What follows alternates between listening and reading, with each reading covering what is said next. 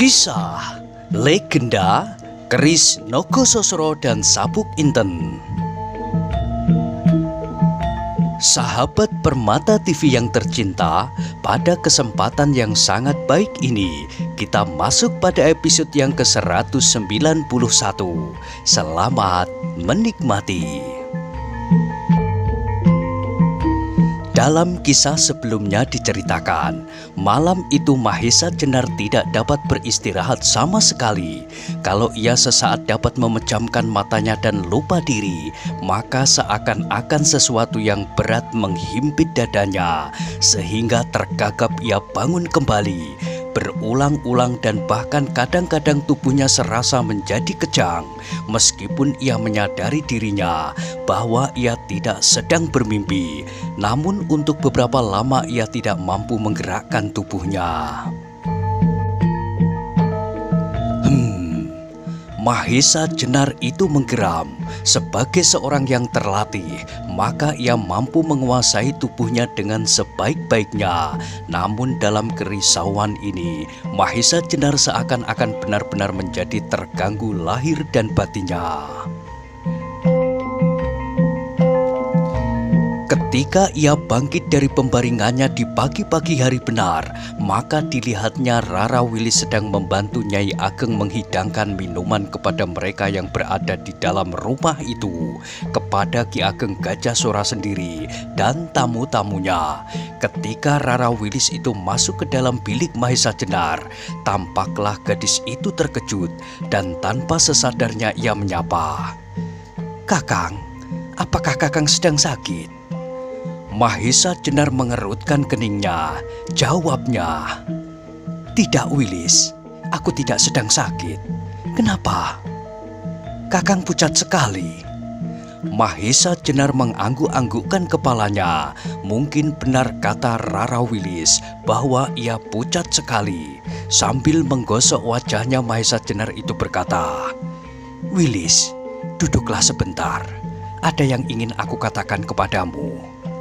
Rara Wilis itu pun segera duduk di samping Mahesa Jenar. Wajahnya pun memancarkan berbagai pertanyaan. Karena itu tidak hampir sabar ia menunggu Mahesa Jenar berkata, "Wilis, nanti aku antar kau pulang ke Gunung Kidul." Rara Wilis terkejut bukan kepalang. Sesaat ia terbungkam dan wajahnya menjadi pucat. Ia sama sekali tidak tahu maksud Mahesa Jenar itu. "Jangan terkejut, Wilis," sambung Mahesa Jenar.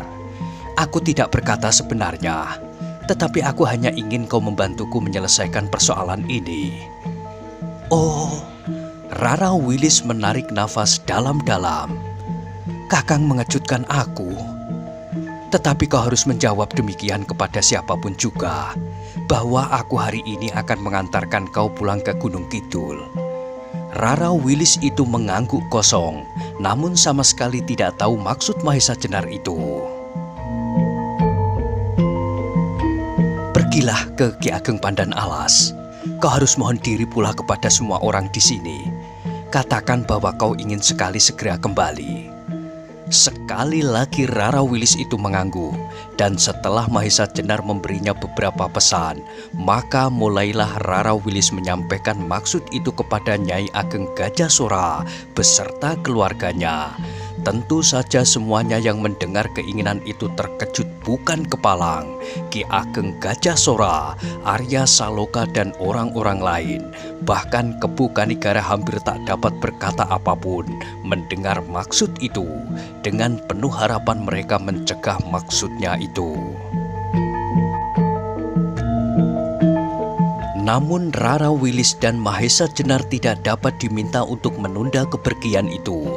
Bahkan Arya Saloka yang dengan penuh permintaan mengharap gurunya mengurungkan niatnya. Namun Mahesa Jenar tetap pada pendiriannya. Katanya kepada Arya Saloka, "Aku dapat menempuh perjalanan itu 4 hari pulang balik. Aku akan kembali tepat pada saat purnama naik, atau bahkan sebelumnya. Aku akan ikut ke hutan Prawata, dan aku akan menyaksikan apa yang terjadi." Ki Ageng Pandan Alas yang tenang-tenang saja melepaskan Mahesa Jenar dan Rara Wilis pergi. Rara Wilis telah mengatakan apa yang didengarnya dari Mahesa Jenar, namun bahwa orang tua itu tidak ikut serta adalah merupakan suatu pertanyaan yang tidak dapat dijawab oleh orang-orang Banyu Biru. Mahesa Jenar dan Rara Wilis pagi itu benar-benar pergi meninggalkan Banyu Biru. Mereka sama sekali tidak membawa bekal apapun selain senjata-senjata mereka, busur dan beberapa anak panah untuk berburu di perjalanan. Di regol halaman, Kepu Kanigara berbisik perlahan kepada Mahesa Jenar. Mahesa Jenar, apakah sebenarnya yang akan kau lakukan? Aku benar-benar akan mengantar Rara Wilis, Kakang, sahut Mahesa Jenar lemah. Aku menjadi ragu atas kepergianmu ini, berkata Kepu Kanigara pula. Jangan ragu-ragu, Kakang. Aku sedang mengungsikan Rara Wilis, supaya seandainya Sultan benar-benar marah kepada Arya Saloka dan menyerang Banyu Biru, gadis ini sudah aku selamatkan. Kepu Kanigara menarik nafas dalam-dalam. Terasa sindiran itu tepat mengenai jantungnya. Namun ia berkata pula, adakah sesuatu yang tersembunyi? Dada kita kini sudah tidak terbuka lagi, Kakang. Ada yang tersembunyi di dalam dada Kakang Kepu Kanigara, dan ada yang tersembunyi di dalam dadaku. Kepu Kanigara itu pun berdesah, dan mereka yang tinggal di halaman itu terpaksa melepaskan Mahesa Jenar dan Rara Wilis pergi, meninggalkan Banyu Biru dengan beribu-ribu pertanyaan mengiringi kepergian itu. Sepasang kuda yang dinaiki oleh Mahesa Jenar dan Rara Wilis berpacu dengan kencangnya, berderap-derap di jalan yang berbatu-batu. Debu yang putih melontar di belakang kaki-kaki kuda itu, namun sebentar kemudian lenyap disapu angin pagi yang berhembus dari pegunungan. Ketika mereka telah melampaui batas kota Banyu Biru, maka Rara Wilis sudah tidak dapat lagi menyimpan pertanyaan di hatinya. Karena itu, maka dengan ragu-ragu ia bertanya, Kakang, apakah sebenarnya yang akan kita lakukan? Mahesa Jenar berpaling, dilihatnya wajah Rara Wilis yang gelisah. Karena itu maka segera ia memperlambat kudanya sambil menjawab, kita pergi bertamasya, Wilis. Mahesa Jenar tersenyum, dan karena itu Rara Wilis menjadi semakin heran. Dalam kesibukan yang hampir-hampir tidak memberikan kesempatan beristirahat kepada Mahesa Jenar itu, tiba-tiba ia melihat Mahesa Jenar tersenyum sambil berkata kepadanya bahwa mereka sedang bertamasya.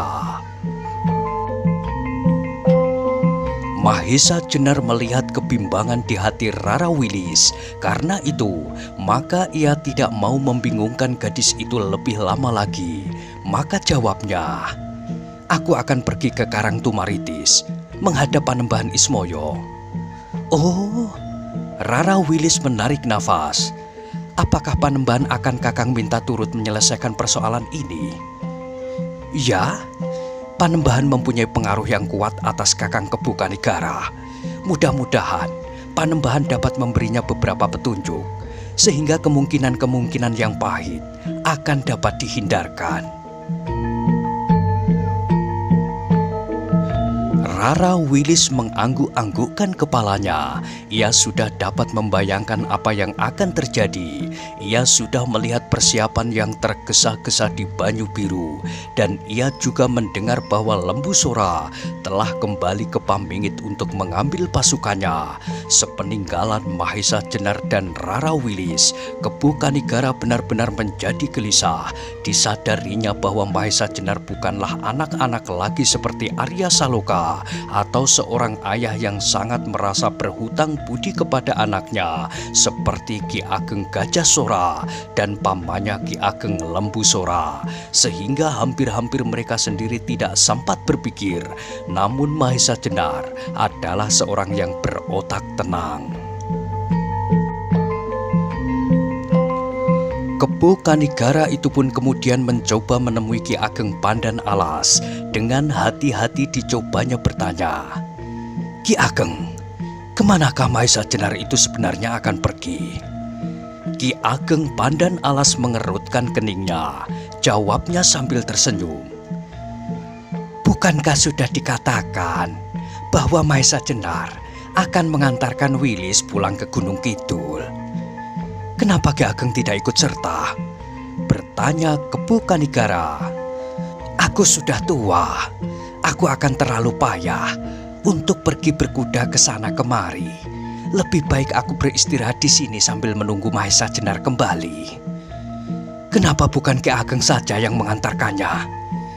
Ki Ageng Pandan Alas tertawa. Kebo Kanigara agaknya benar-benar gelisah sehingga pertanyaan-pertanyaan yang terlontar dari bibirnya terlalu sederhana dan tergesa-gesa. Meskipun demikian, Ki Ageng itu menjawab, "Pertanyaan yang aneh. Wilis pasti lebih senang diantar oleh Mahesa Jenar daripada aku antarkan."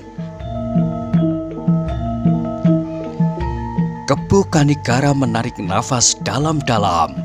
Jawaban itu dapat dimengertinya, namun persoalannya yang belum dapat juga dimengerti. Meskipun demikian ia tidak bertanya lagi. Kebo Kanigara itu kembali ke dalam biliknya. Dicobanya mengotak-atik, namun pertanyaan-pertanyaan yang bergelut di dalam hatinya tidak juga dapat dijawabnya. Panembahan Ismoyo terkejut ketika seorang cantrik datang kepadanya menyampaikan kabar bahwa Mahesa Jenar dan Rara Wilis datang ke bukit itu.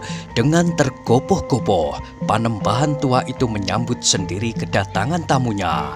Sambil membungkuk hormat Mahesa Jenar dan Rara Wilis melangkah masuk ke pondok Panembahan Ismoyo.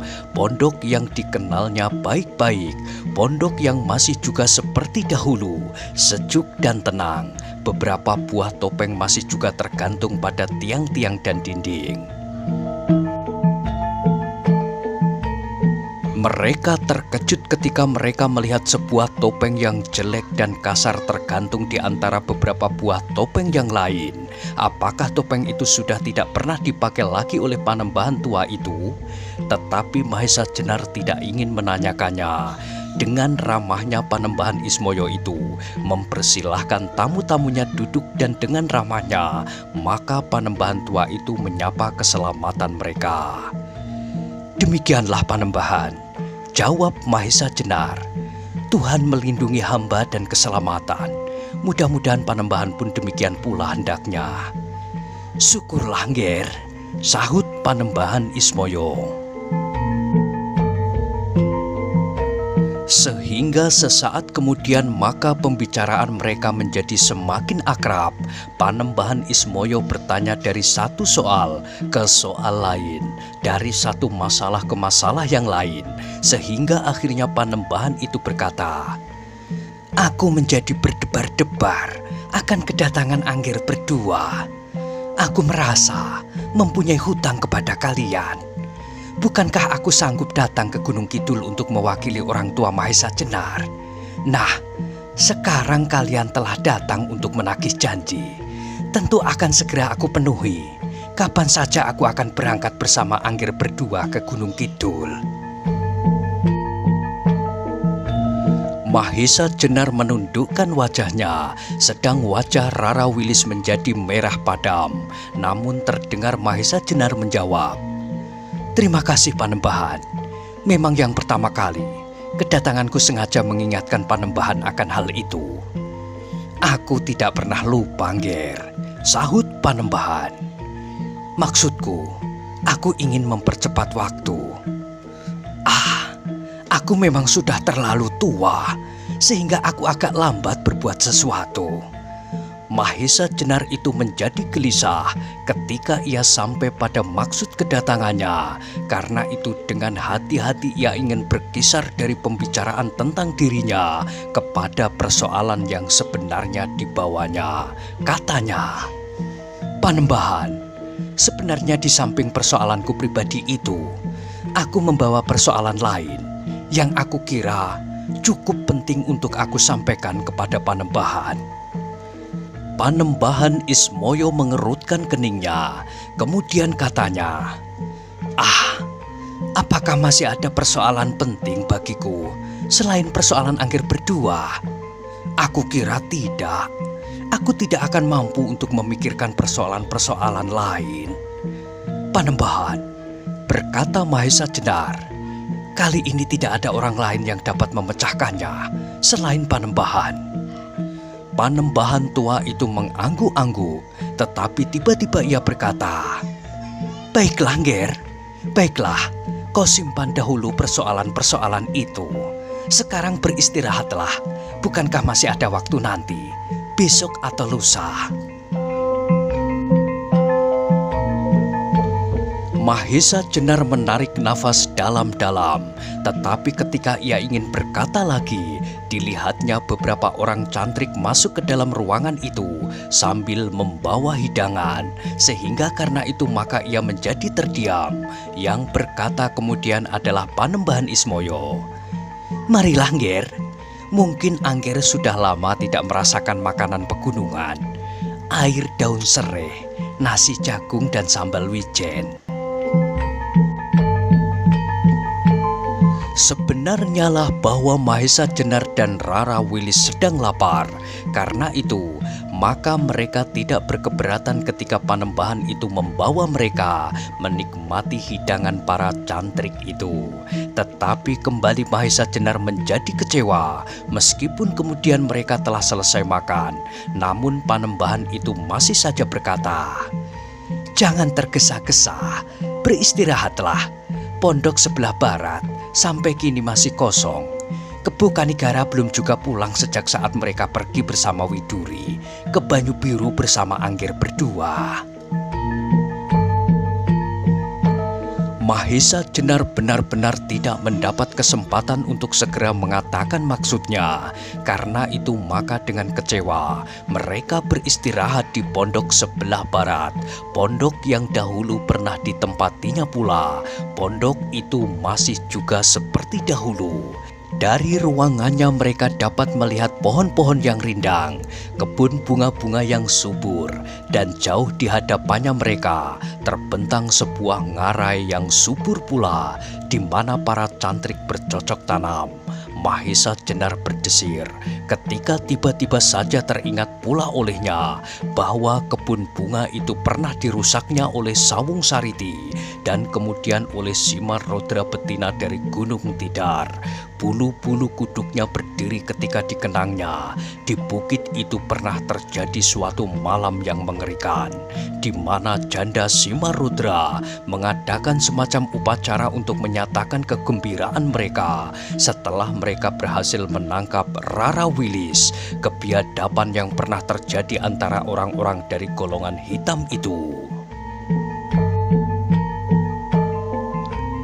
Tiba-tiba tanpa disengaja Mahesa Jenar berpaling kepada Rara Wilis yang agaknya benar-benar merasa penat setelah perjalanan yang berat itu. "Wilis," katanya, "kau ingat daerah ini? Daerah yang pernah merayakan kehadiranmu di antara mereka. Kau ingat?" Rara Wilis mengerutkan keningnya. Katanya, "Apakah itu pernah terjadi?" "Sebenarnya kau tidak akan dapat melupakan. Bukankah di bawah bukit ini kau mendapat sambutan yang sangat meriah? Kau ingat tentu, di bawah bukit ini menunggu ibu tirimu yang akan mencarikan buat kau seorang menantu dari Nusa Kambangan." Tiba-tiba Rara Wilis bangkit dan dengan kedua tangannya ia mencubit Mahesa Jenar sekeras-kerasnya. Mahesa Jenar menyeringai kesakitan. Katanya, "Wilis, apakah kau sedang mengetrapkan Aji Cundamanik?" Rara Wilis mencubit semakin keras dan Mahesa Jenar itu terpaksa berkata, "Sudahlah, sudah, aku bertobat sekarang." "Kalau Kakang menyebutnya sekali lagi," jawab Rara Wilis, "maka aku benar-benar akan mengetrapkan Aji Cundamanik. Aku tidak takut seandainya Kakang melawan dengan Sosor Birowo." "Akulah yang takut," sahut Mahesa Jenar. Rara Wilis itu pun duduk kembali. namun kengerian benar-benar telah merayapi dadanya. Sehingga karena itu, maka tiba-tiba ia merenung. Ruangan itu kemudian menjadi sunyi. Angin pegunungan berhembus perlahan-lahan menggoyang-goyangkan perdu di halaman. Terasa silirnya angin mengusap tubuh-tubuh mereka, sehingga terasa betapa sejuknya udara pegunungan itu. Namun Mahesa Jenar masih saja digelisahkan oleh persoalan yang dibawanya ke bukit ini. Ia tidak mengerti kenapa Panembahan tidak segera mau menerima persoalan itu, sehingga kemudian Mahesa Jenar itu menjadi berbimbang hati. Apakah Panembahan benar-benar belum mendengar persoalan ini? Karena kebimbangan itu, maka dada Mahesa Jenar justru menjadi berdebar-debar. Dan karena itulah maka seakan-akan ia tidak sabar lagi menunggu. Desakan di dalam dadanya itu menjadi sedemikian kuatnya, sehingga dengan serta-merta ia berkata kepada Rara Wilis, "Wilis, kenapa Panembahan tidak mau mendengar persoalan ini segera?" Wilis terkejut ketika ia berpikir dilihatnya wajah Mahesa Jenar menjadi bersungguh-sungguh. Karena itu maka Rara Wilis merasakannya pula bahwa kali ini Mahesa Jenar tidak bergurau lagi. "Aku menjadi ragu-ragu, Wilis," berkata Mahesa Jenar. "Apakah Panembahan sengaja menghindarinya?" Tiba-tiba Mahesa Jenar itu berdiri dan dengan serta-merta ia berkata, "Marilah kita menghadap sekarang." Rara Wilis mengerutkan keningnya.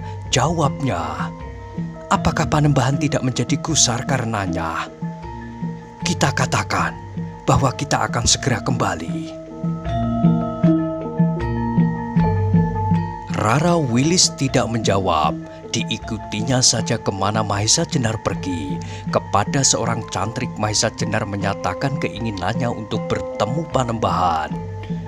"Sampaikan kepada Panembahan, aku berdua akan mohon diri." Sekali lagi Panembahan terkejut. Sekali lagi dengan tergopoh-gopoh ditemui Mahesa Jenar. Katanya, "Kenapa Anggira sedemikian tergesa-gesa?" "Panembahan," sahut Mahesa Jenar, "sudah aku katakan bahwa kedatanganku membawa persoalan yang perlu segera aku sampaikan kepada Panembahan. Banyu Biru sekarang sedang mempersiapkan perang." "Perang?" Panembahan itu terkejut sekali, sehingga sesaat ia berdiam diri memandangi Mahesa Jenar dengan tanpa berkedip. "Ya," sahut Mahesa Jenar, "apakah Panembahan belum mendengar bahwa Widuri telah hilang?" "Oh," Panembahan itu semakin terkejut. "Widuri anak Kebu Kanigara maksudmu?" "Ya, Panembahan." "Bagaimana mungkin anak itu hilang?" "Widuri hilang karena Pokal Karangtunggal. Tegasnya, Widuri diculik oleh Karangtunggal itu." Tampaklah wajah Panembahan Ismoyo itu berubah. Sambil mengangguk-anggukkan kepalanya, ia bergumam, "Anak itu tidak juga menjadi jerah." Mahesa Jenar itu pun segera menceritakan serba singkat apa yang diketahuinya tentang hilangnya Widuri. Dan akhirnya ia berkata, "Panembahan, apakah kemungkinan pertumpahan darah itu tidak akan dapat dihindari?" Panembahan Ismoyo menarik nafas dalam-dalam, kemudian katanya perlahan-lahan, "Kenapa Sultan Trenggono itu tidak saja menghendaki gadis yang lain?" Mahesa Jenar mengerutkan keningnya. Ia menjadi semakin heran mendengar tanggapan Panembahan Ismoyo itu. Panembahan Ismoyo sama sekali tidak menyesalkan tindakan Karebet atau ketergesa-gesaan Kebu Kanigara. Tetapi yang mula-mula disesalkan adalah Sultan Trenggono. Apalagi ketika Panembahan itu berkata, "Adalah wajar sekali kalau Kebu Kanigara menjadi marah. Tetapi kemarahan Kakang Kebu Kanigara berlebih-lebihan, Panembahan. Apakah Kakang Kebu Kanigara tidak dapat mengambil cara lain sehingga pertumpahan darah itu tidak terjadi? Arya Saloka yang merasa kehilangan pula mungkin akan dapat reda. apabila Kakang Kebukanigara mencoba menempuh cara yang lain. Panembahan Ismoyo mengerutkan keningnya. Sekali lagi jawabnya mengejutkan Mahesa Jenar. Mungkin Kebukanigara dan Arya Saloka memperhitungkan juga harga diri mereka, sehingga mereka tidak akan datang kepada Trenggono dan mohon belas kasihan kepada Sultan itu. Mahesa Jenar kini benar-benar menjadi bingung.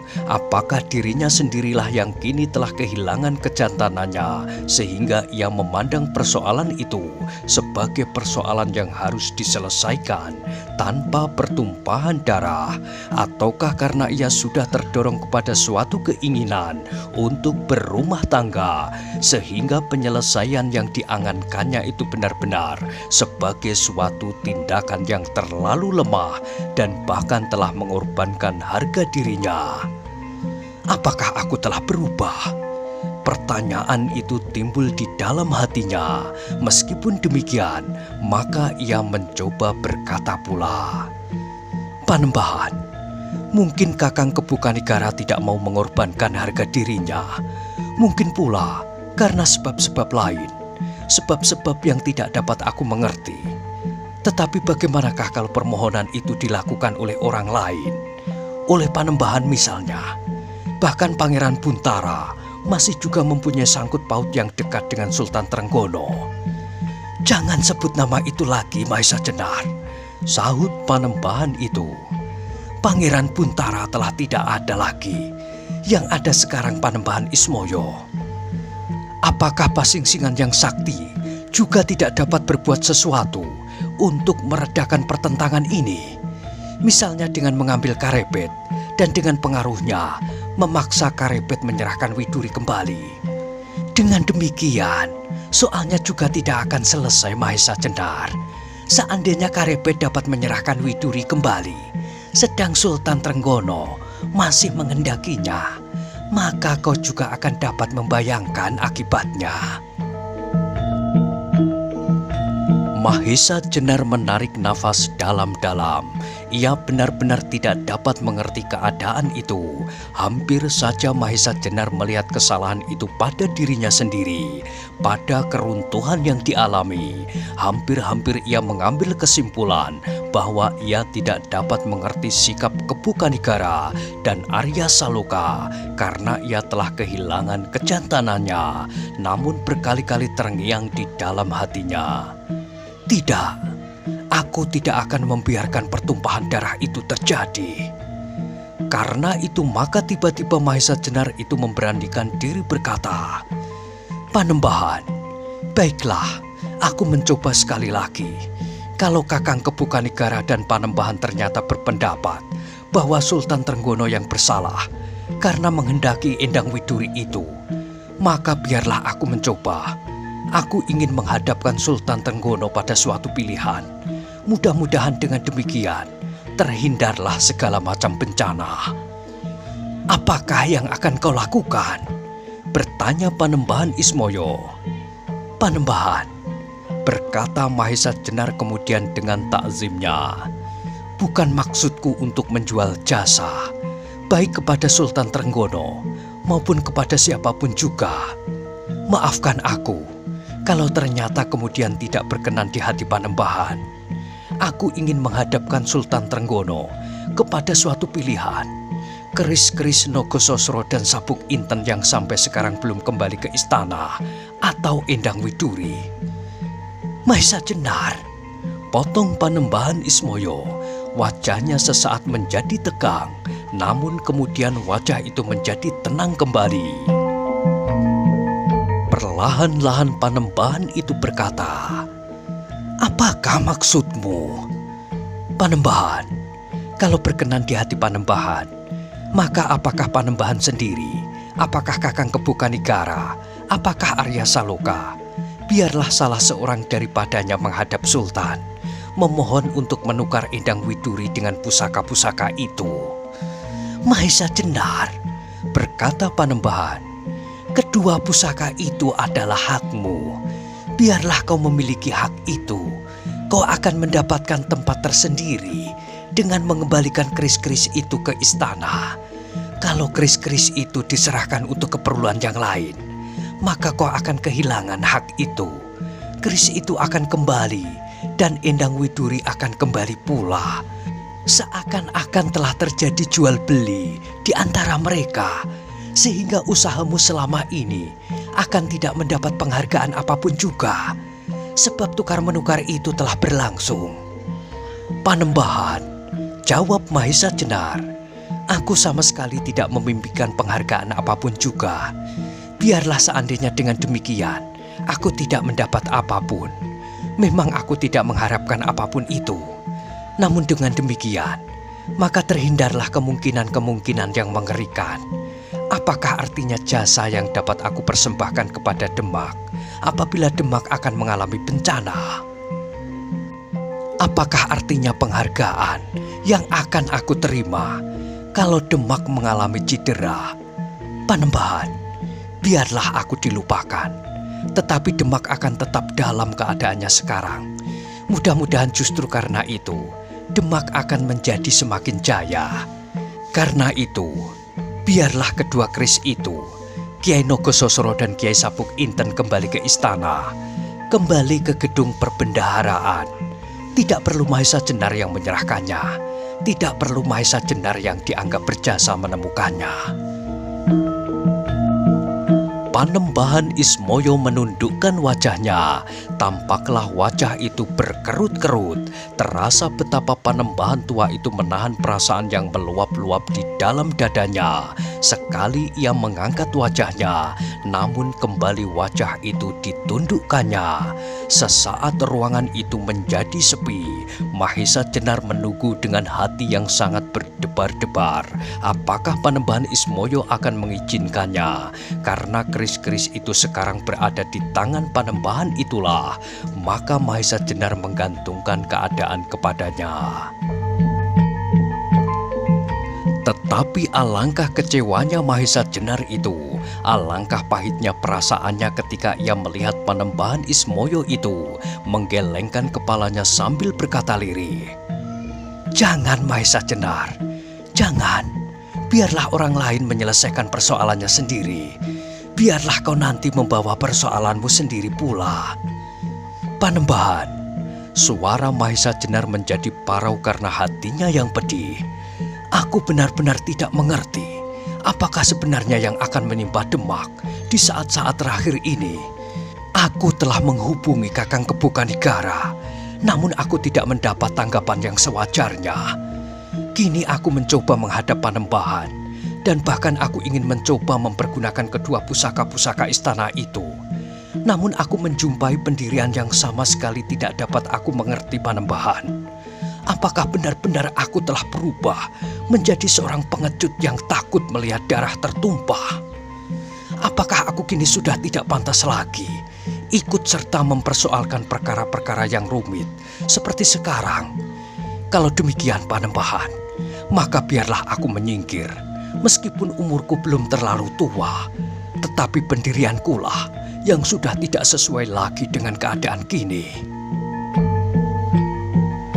Dada Panembahan Ismoyo itu benar-benar bergelora, tetapi tak dapat ia berbuat lain, sehingga karena itu, maka tampaklah alangkah ia menjadi gelisah. Nah, bagaimanakah kisah selanjutnya? Silahkan ikuti terus kisah legenda Keris Nogososro dan Sabuk Inten pada episode berikutnya. Sampai jumpa.